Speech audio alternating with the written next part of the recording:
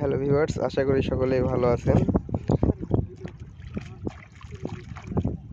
গতকাল প্রচুর পরিমাণে বৃষ্টি হয়েছে, আর এই বৃষ্টির কারণে আজকে বিলে প্রচুর পরিমাণে পানি জমছে। তো এই বৃষ্টির কারণে পানি জমছে, আর এই পানিতে মাছ ধরার জন্য আমরা এই খোলসুনগুলো পাচ্ছিলাম গতকাল বৃষ্টির মধ্যে। তো এখন খোলসুনগুলো ঝাড়া হচ্ছে। খোলসুনে প্রচুর পরিমাণে মাছ পড়ছে। দেখুন, এইগুলো মাছ হচ্ছে বেলে মাছ, ঠিক আছে। আর আপনারা হয়তো সকলে জানেন যে চলন বিলে প্রচুর পরিমাণে মাছ হয়। তো দেখেন যে আসলে খোলসুনে কেমন মাছ পড়ছে। আমাদের পায়ের নিচে অনেক মাছ পড়তেছে, তো ভিডিও করার কারণে ধরতেছি না। খোলসুনের মধ্যে তো পড়বে।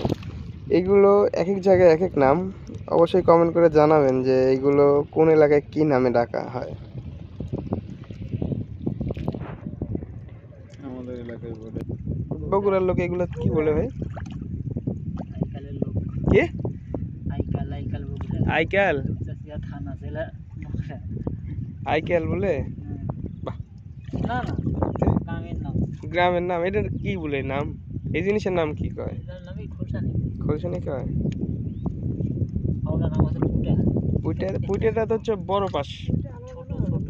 তারপরে আবার পুঁটি মারা ওরা বড় হন্দি লাউ কি কয় কদু। লাউ কদু।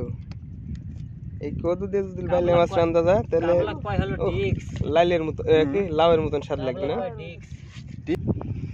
গতকাল আসলে ভালোই বৃষ্টি হয়েছে। আসলে বৃষ্টির কারণে পানিগুলো ঘোলা দেখা যাচ্ছে। এই যে পুকুরে খাবার দিছে, এই খাবারগুলো ভেসে চলে আসছে বৃষ্টির কারণে। দেখেন চারিদিকে শুধু পানি আর পানি। একদিনের বৃষ্টিতে কি অবস্থা। বৃষ্টির নতুন পানিতে আসলে মাছ ধরার মজাই আলাদা।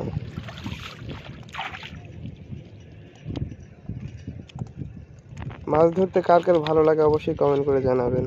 আর এইভাবে কে কে মাছ ধরছেন তা অবশ্যই জানাবেন। দেখেন কি অবস্থা, মাছ প্রচুর মাছ পড়েছে, বেলে মাছ সব। দেখেন কি অবস্থা। কেজি খানিক তো হবে, একটাতেই পড়ছে।